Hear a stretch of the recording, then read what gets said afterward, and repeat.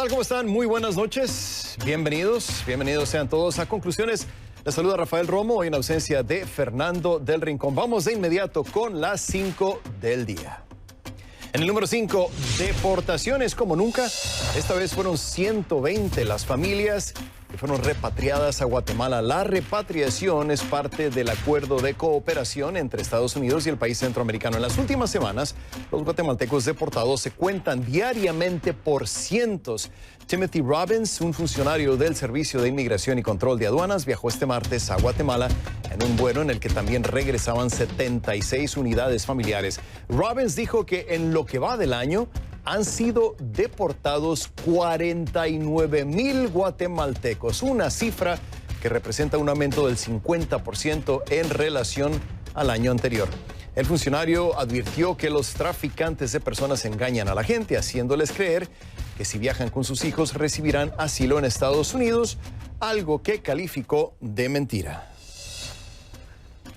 En el número 4, narcotráfico de mayores. Un gran escándalo ha provocado en República Dominicana la noticia de que fueron detenidos dos destacados ex peloteros de Grandes Ligas. Se trata de Octavio Dotel y Luis Castillo, quienes fueron detenidos, al igual que otros 16 presuntos implicados en una red de narcotráfico. Según el procurador general dominicano, Jean Alain Rodríguez, esta red utilizaba a República Dominicana como puente para el tránsito e ingreso ilícito de drogas a Estados Unidos. Según el procurador, el cabecilla era César Emilio Peralta, alias el abusador, quien se encuentra prófugo. CNN no ha obtenido hasta ahora una reacción de la defensa de Dotel o Castillo. En el número 3, peligro de epidemia. Las autoridades de Estados Unidos informaron que los inmigrantes indocumentados detenidos no serán vacunados contra la influenza. La decisión se tomó a pesar de que la temporada de enfermedades de las vías respiratorias empieza en solo unos meses. Además de diciembre, a la fecha, varios niños han muerto de la enfermedad tras contagiarse estando detenidos. Las autoridades inmigratorias dijeron que implementar un programa de vacunas para inmigrantes es muy complicado por la naturaleza transitoria de los detenidos. Dos miembros del Congreso le pidieron al Departamento de Seguridad Nacional en una carta que consideren aplicar vacunas para prevenir la propagación de enfermedades infecciosas. En el número 2, sentando precedente, culpable. Ese fue el veredicto de la Corte Suprema de Justicia de Honduras contra Rosa Elena Bonilla de Lobo. La ex primera dama fue encontrada culpable de 3 cargos de apropiación indebida y 8 de fraude por la trama denominada Caja Chica de la Dama. Según el Ministerio Público, Bonilla de Lobo utilizó un programa del gobierno para quedarse con unos $500,000 que transfirió a una cuenta personal poco antes del fin de la presidencia de su esposo Porfirio Lobo en enero de 2014. La ex primera dama enfrenta una sentencia mínima de 58 años en prisión. El caso sienta precedente porque es la primera vez en Honduras que una ex primera dama es encontrada culpable de corrupción. Y en el número 1, esto es lo que sostiene a Maduro. Un reportaje exclusivo de CNN revela que a pesar de que la producción de petróleo en Venezuela ha colapsado, a Nicolás Maduro le queda una jugosa fuente de ingresos, el oro. CNN tuvo acceso a El Callao en el estado Bolívar, donde opera un sinnúmero de peligrosas minas ilegales. Para comercializar el metal, los mineros tienen que pagar sobornos a una red de violentas pandillas y militares venezolanos corruptos, red cuya cabeza es Maduro. El reporte revela que de una sola mina han salido 250 kilos de oro, de una sola, que tienen un valor de unos $12 millones y que se ha comercializado en países como Turquía. La respuesta de Maduro y el Banco Central de Venezuela al reportaje fue el silencio. Este es el primer tema de la noche y profundizamos en los hechos.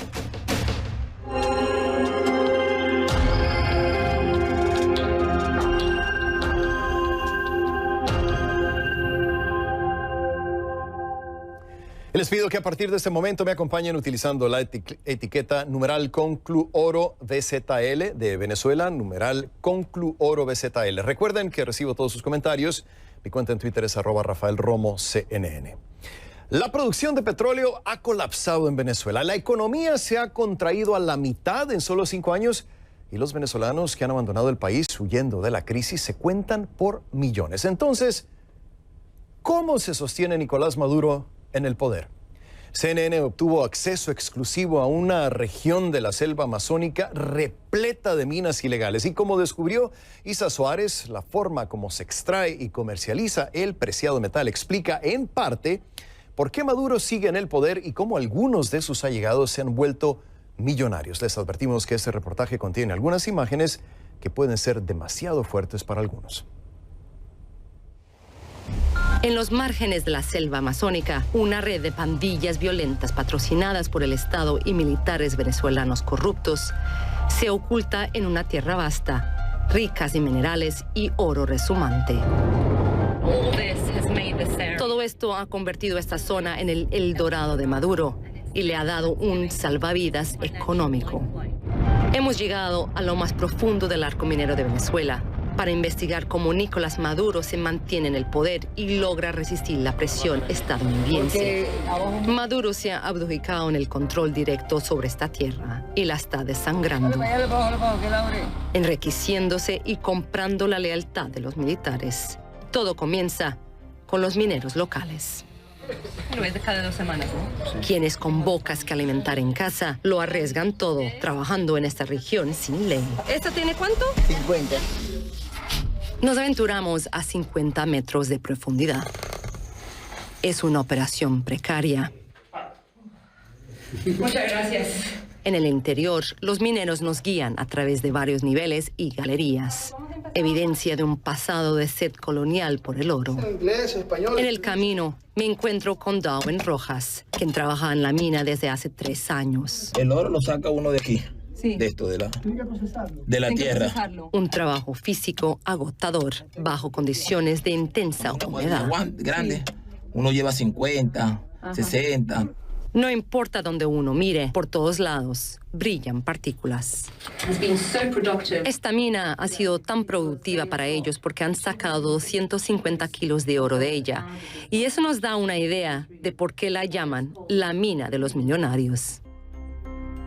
Si 250 kilos o poco más de 550 libras es el número exacto, eso equivale a más de 10 millones de dólares a los precios del mercado global. Todo de un único hoyo. Hay decenas a nuestro alrededor, miles en el arco minero de Venezuela.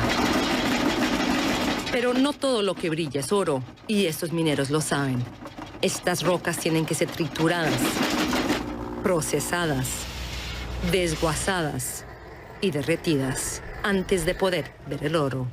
Esta pepita de oro vale $315, pero acarrea un alto costo para la salud de los mineros, así como también para el ambiente. El mercurio y otros químicos utilizados para separar el oro de la grava envenenan todo lo que ven a nuestro alrededor. Pero así es el negocio. Y estas trituradoras no trabajan gratis.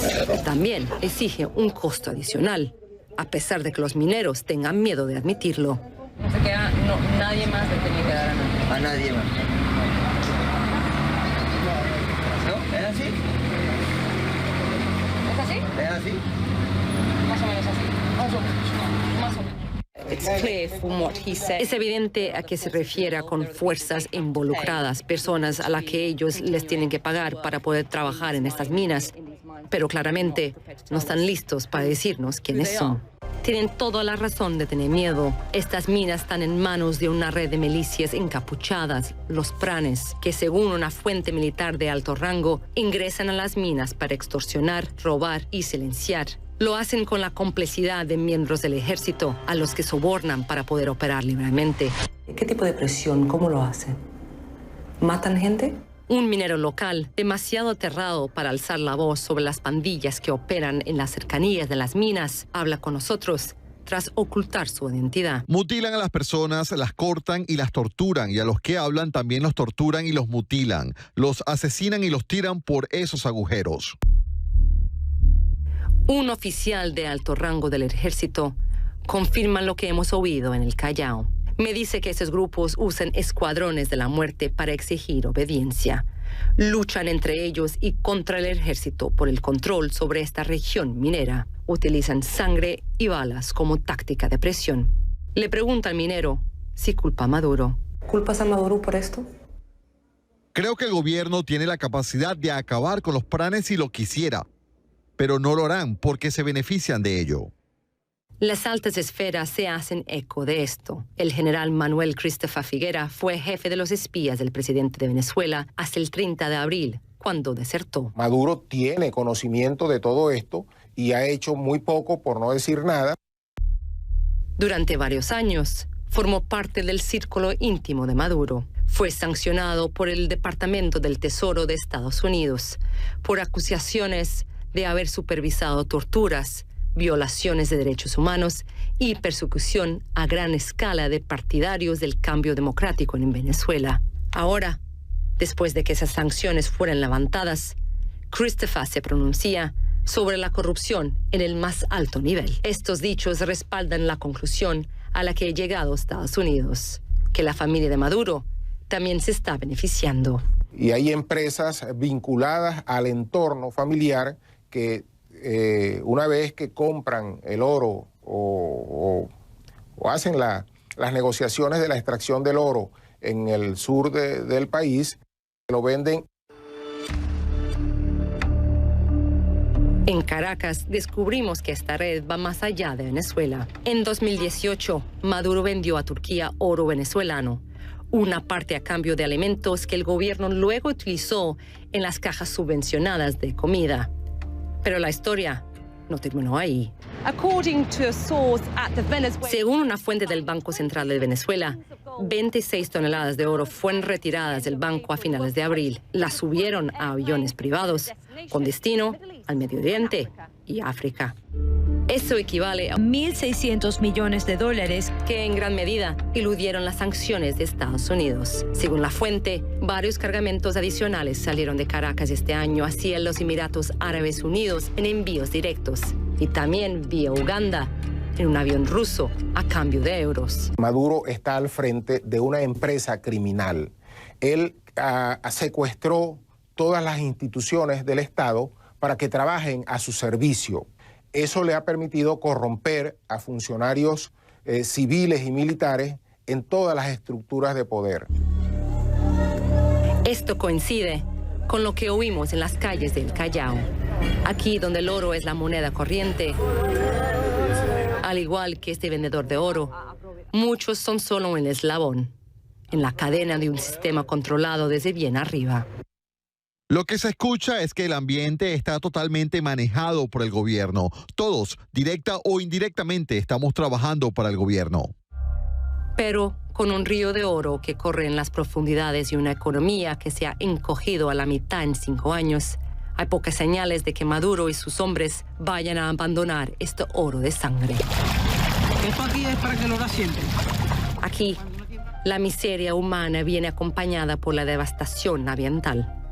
Es la ley de la selva, la fiebre del oro, donde un principal ganador es Maduro. Isa Suárez, El Callao, Estado Bolívar, Venezuela.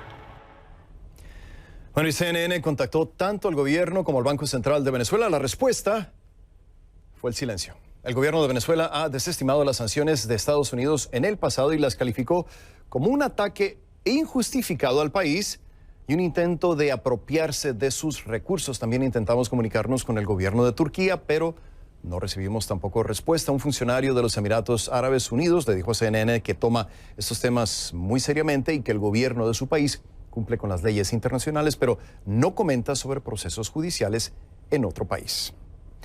En los últimos meses ha habido contactos entre el gobierno de Donald Trump y el del cuestionado Nicolás Maduro, pero no está claro entre quiénes ni en qué términos, porque primero lo hizo público la agencia de noticias AP, luego lo negó el presidente de la Asamblea Nacional Constituyente de Venezuela, Diosdado Cabello, a quien apuntaba directamente el artículo de AP. Después, el presidente Trump informó que sí ha habido tales contactos, aunque sin especificar con quién. Y finalmente, hace unas horas Nicolás Maduro lo confirmaba, sí, lo confirmaba, sin dar demasiados detalles.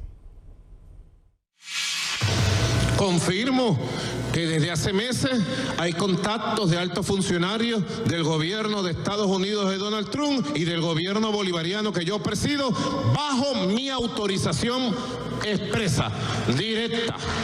Varios contactos, varias vías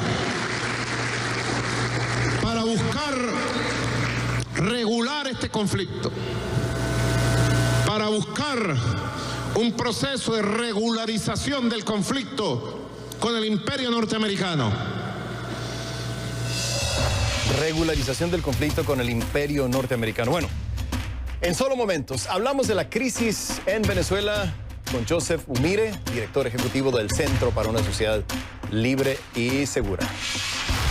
Y también culpable, ese fue el veredicto del Tribunal de Sentencia de la Corte Suprema de Honduras contra la ex primera dama Rosa Elena Bonilla de Lobo. Volvemos. Les pido que a partir de este momento me acompañen utilizando la etiqueta numeral Conclu Caja Chica HN, HN de Honduras. Conclu Caja Chica HN. Recuerden que recibo todos sus comentarios a mi cuenta en Twitter, @RafaelRomoCNN. Por decisión unánime, el Tribunal de Sentencia de la Corte Suprema de Honduras declaró culpable este martes a la ex primera dama de ese país, Rosa Elena Bonilla de Lobo, por 3 delitos de apropiación indebida y otros 8 delitos de fraude, pidiendo una pena mínima, escuche usted, de 58 años de prisión, casi 6 décadas, y una pena máxima de 87 años. La individualización de la pena está programada para el próximo martes 27 de agosto. Bonilla de Lobo, esposa del expresidente Porfirio Lobo, se ha declarado inocente de los cargos y se espera en cualquier momento su reacción al veredicto. La sentencia está relacionada al caso Caja Chica de la Dama, una investigación penal integrada por el Ministerio Público y la Misión de Apoyo contra la Corrupción y la Impunidad en Honduras, la MAXI. El Ministerio Público ha dicho públicamente que, y cito, en el despacho de la primera dama, los imputados, que serían 3 en este caso, conformaron una organización delictiva para apropiarse de fondos entre los años 2011 y 2015. 2, que se otorgaron 70 cheques a 9 personas, simulando relaciones contractuales para dar apariencia de legalidad. 3, que días antes de que su esposo Porfirio Lobo abandonara el poder, la ex primera dama se autoemitió, es decir, se escribió a sí misma, un cheque de 12 millones de lempiras, que serían cerca de unos $500,000. Y también que estos recursos estaban inicialmente destinados a obras sociales. Bueno, ¿y qué ha dicho el expresidente Lobo? En redes sociales dijo que el caso de su esposa, que ya lleva más de un año en prisión preventiva, está plagado de violaciones a sus derechos humanos, constitucionales y legales. Elvin Sandoval, en vivo desde Tegucigalpa, nos tiene la última información sobre este caso. Me imagino un gran escándalo político que ha generado este caso. Y bueno, ahora con este veredicto me imagino que es la noticia no solamente de la noche, sino quizá del año. Elvin, ¿qué tal? ¿Cómo estás? Adelante.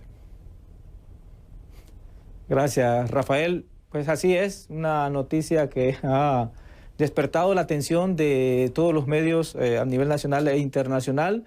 Una audiencia de culpabilidad que duró un poco más de 3 horas, Rafa, donde pues se pusieron todos los argumentos que se desarrollaron durante todo el juicio oral y público de la ex primera dama Rosa Elena Bonilla de Lobo, que como bien lo decía, pues fue declarada culpable de 3 delitos de apropiación indebida, de 8 delitos de fraude, y pues ahí en esta misma audiencia de declaración de culpabilidad se le dijo que la pena que podría pues seguir privada de su libertad es de 58 a 87 años de cárcel, tomando los agravantes que tienen estos delitos, ya que se les aumentan 2/3 por la complejidad de este caso.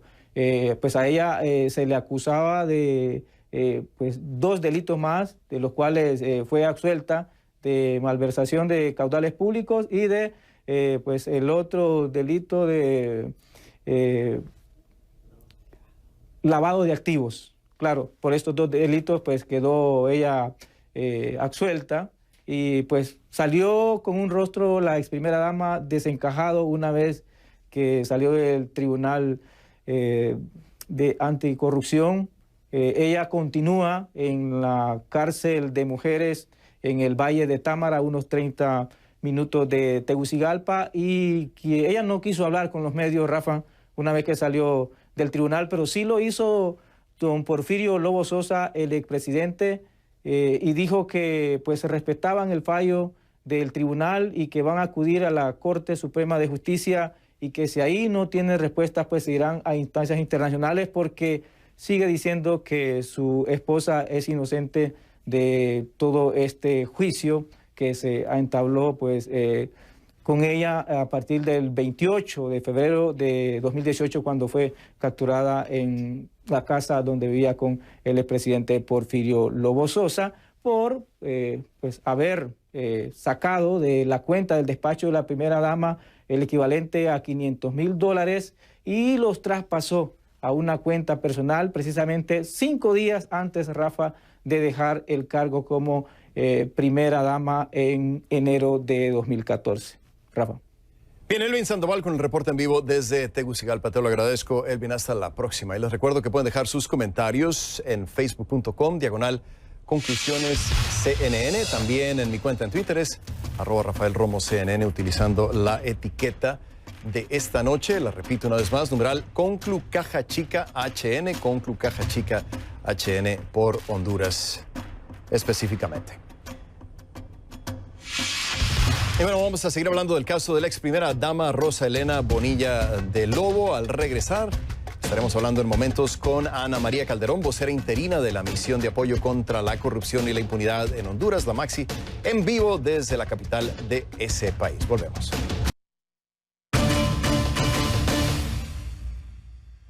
Gracias por seguir con nosotros. Le doy la bienvenida para continuar con el programa a Ana María Calderón, vocera interina de la Misión de Apoyo contra la Corrupción y la Impunidad en Honduras, la MAXI, en vivo desde la capital de ese país. Bienvenida a Conclusiones. Gracias por estar con nosotros. Para empezar, quiero empezar muy básicamente y preguntándole qué opinión le merece el veredicto contra la ex primera dama. ¿Era justamente lo que usted esperaba? ¿Era lo que los hondureños esperaban quizá?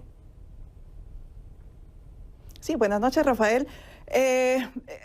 Sí, las primeras expresiones que podemos decir respecto a la sentencia condenatoria que se ha leído hoy es de, diríamos, felicitación, porque esto es un primer paso, es pues podríamos decir un triunfo en la lucha contra la corrupción y la impunidad en Honduras. Ha puesto de manifiesto la posibilidad de realizar un proceso penal en un caso complejo como este, con la celeridad que, imagínese usted, 1 año y medio más o menos, sí, que ha llevado el procesamiento. Es bastante, bueno, ha sido bastante célere y ha puesto a prueba al circuito anticorrupción. Este fue el primer caso con el que se estrenó el circuito anticorrupción de los jueces, y así también como a UFESIC. Entonces, ambos, este circuito anticorrupción, de esta manera ha expresado, ¿no?, en la práctica que sí es posible juzgar en un plazo razonable un proceso de alta complejidad como es este. Sí, bastante rápido. En segundo lugar, también al escuchar... Bastante rápido, tendría que decir yo, pero... Estábamos recordando... Para estándares de América Latina, exactamente, ¿no? Porque... Exacto, justamente el año pasado, en febrero del 2018, justamente me tocó a mí hacer la presentación del caso cuando se judicializó. Sí. Y ahora estamos viviendo ya el resultado, una sentencia, ¿no? Es una sentencia, Ana María, sentencia condenatoria al margen del resultado de ello, sí. ¿Cuál diría usted que fueron las pruebas más contundentes que voltearon, diríamos, la balanza en contra de Rosa Elena Bonilla de Lobo? Bueno, aquí hubo una suma de pruebas, no solamente las testimoniales, porque hubieron testigos protegidos que declararon, sino lo más importante, las pruebas documentales.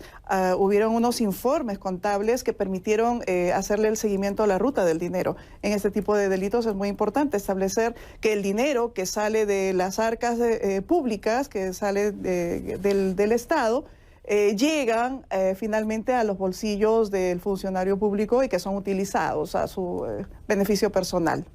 No solamente llama la atención este veredicto porque es el primero contra una ex primera dama, sino también por el tipo de sentencia que podría estar recibiendo la esposa del expresidente Lobo. Estamos hablando de 58 años, por lo menos sería una sentencia bastante contundente, ¿no? Efectivamente, aquí en Honduras las normas permiten la suma de los hechos, ¿no? Cuando son delitos continuados. Entonces, esta suma hace también que se eleven las penas. Efectivamente, con este caso se rompe el paradigma, no por la persona o el nombre de la persona, sino por lo alto que es un funcionario público, sí, ¿no? Aquí el paradigma es que, bueno, no hay personaje alto al cual no le llegue la justicia si es que se apodera de los dineros públicos. ¿Podemos dar por hecho que esa va a ser la sentencia? ¿Por lo menos 58 años? Sí, hay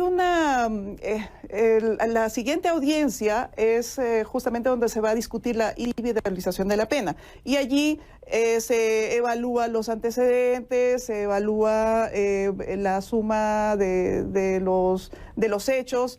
Y hay unos márgenes entre 58 hasta 87 sí, años. Sin embargo, también se ha establecido que como máximo se pueden cumplir 30 años, ¿no? Y después es posible revisarlo. ¿Cómo le responde usted, Ana María, a quienes dicen que el trasfondo del caso es una pugna política entre Juan Orlando Hernández, el presidente actual, y el expresidente Porfirio Lobo, que en realidad se trata de un caso político? No, imposible poder afirmar que se trata de un caso político. Mire usted, la misión está integrada por profesionales de diversos países. Yo soy peruana y los compañeros que trabajan de manera conjunta con el Ministerio Público, con UFESIC, todos somos profesionales serios y comprometidos con el trabajo y no tenemos ningún sesgo político. Es imposible que se nos diga que alguno de los casos que han sido judicializados, de los 13 casos que han sido judicializados, tenga un sesgo político. Aquí lo que se sigue es un hecho de corrupción, sí, y los nombres o los responsables de ello, salga quien salga, corresponde ser llevado ante los tribunales. Ana María, ¿significa este veredicto que es el final del caso o podríamos esperar más investigaciones hacia otros personajes de la política o del gobierno hondureño que podrían caer bajo esta investigación?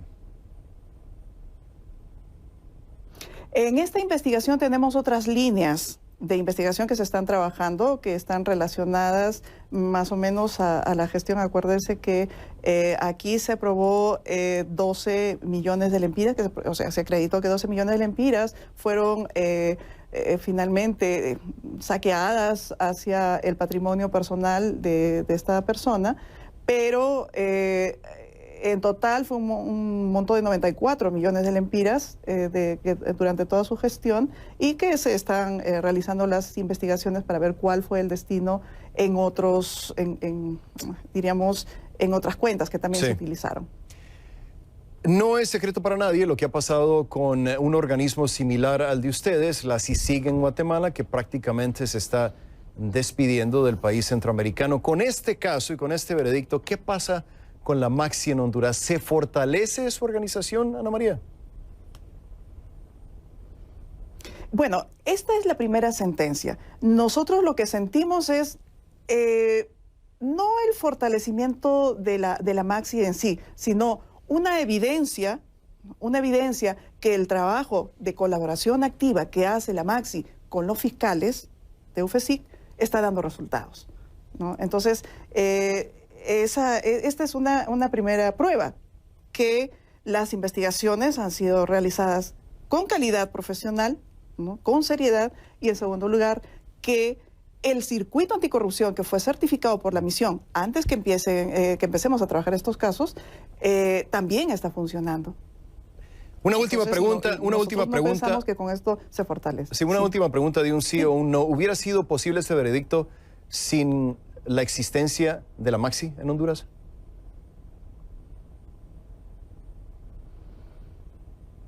Yo diría que no. Probablemente yo diría que no, sí. Porque el trabajo, el acompañamiento de la Maxi a los fiscales de UFESIC y también a los jueces anticorrupción, siempre respetando su independencia y autonomía, ha sido, pensamos, fundamental para hacer las investigaciones de la manera más profesional, trayendo las mejores prácticas de nuestros países. Esos son los aportes de la misión. Un traspaso de experiencias, un traspaso de capacidades de nuestros expertos de la misión a los funcionarios que se encargan de luchar contra la corrupción en Honduras. Ana María Calderón, vocera interina de la Misión de Apoyo contra la Corrupción y la Impunidad en Honduras, en vivo desde Tegucigalpa. Gracias y hasta la próxima, Ana María.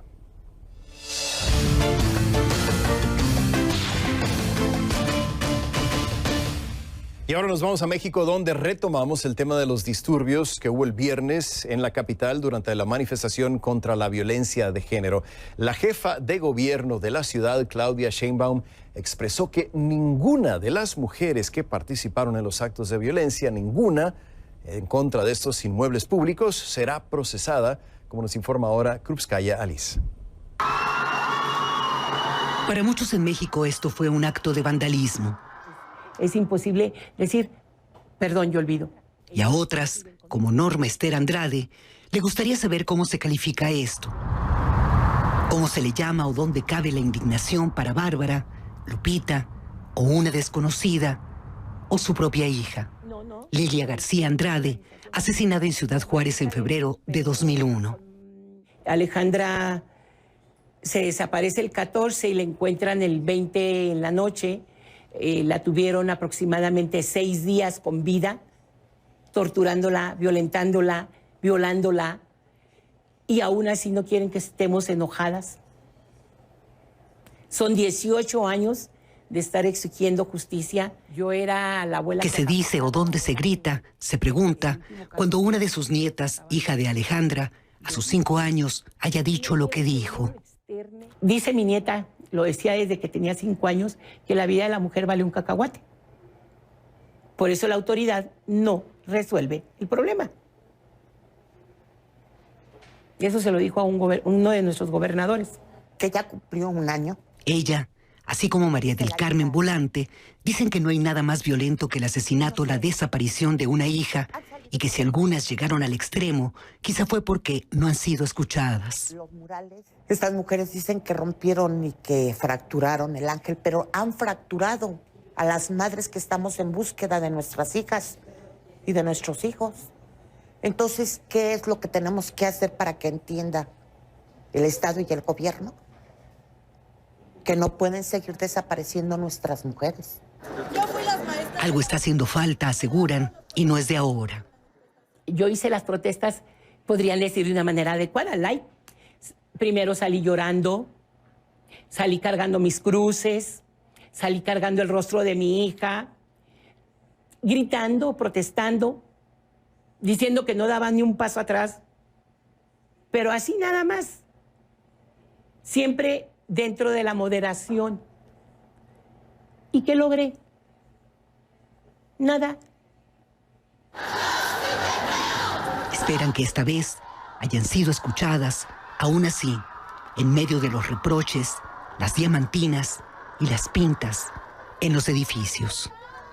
Krupskaya Alice, CNN, Ciudad de México. Al regresar a conclusiones, la absolución de Evelyn Hernández, la joven salvadoreña acusada de la muerte de su bebé, ha abierto el debate en El Salvador. La absolución de Evelyn Hernández, la joven salvadoreña acusada de la muerte de su bebé, ha abierto el debate sobre el aborto en el país, como nos informa ahora Merlín del Cid desde San Salvador. Teodora Vázquez dice entender bien el momento por el que pasa Evelyn Hernández, absuelta este lunes de homicidio agravado por omisión tras la muerte de su bebé. Vázquez fue condenada a 30 años de prisión y después de pasar 11 años detenida, su pena fue conmutada en febrero de 2018.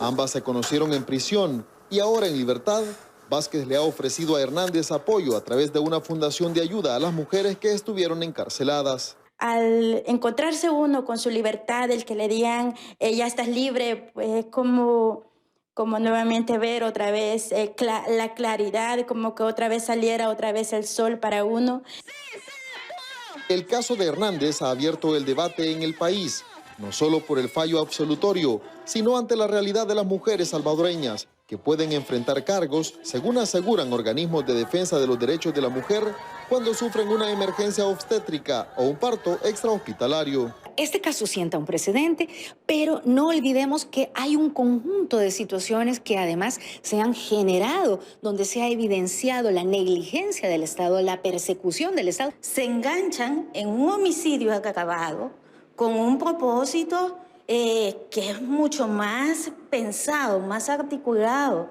y este es la legalización del aborto. Las organizaciones feministas han pedido a los diputados en varias ocasiones que se reforme la ley, pero hasta ahora es un tema que ni siquiera está en agenda. Entonces es una discusión que debe de darse, independientemente de las corrientes políticas que existan dentro de la Asamblea Legislativa, pero tenemos que discutirla, es parte de nuestra obligación como parlamentarios. Actualmente la legislación en El Salvador es una de las más restrictivas del mundo, al prohibir todo tipo de aborto. Y castiga con cárcel a la mujer que se lo practica y al personal médico que lleva a cabo el procedimiento, sin importar la razón del embarazo. Para CNN, Merlin del Cid, San Salvador. Ya llegamos al final de esta edición de Conclusiones. Soy Rafael Romo en Atlanta. Hasta la próxima.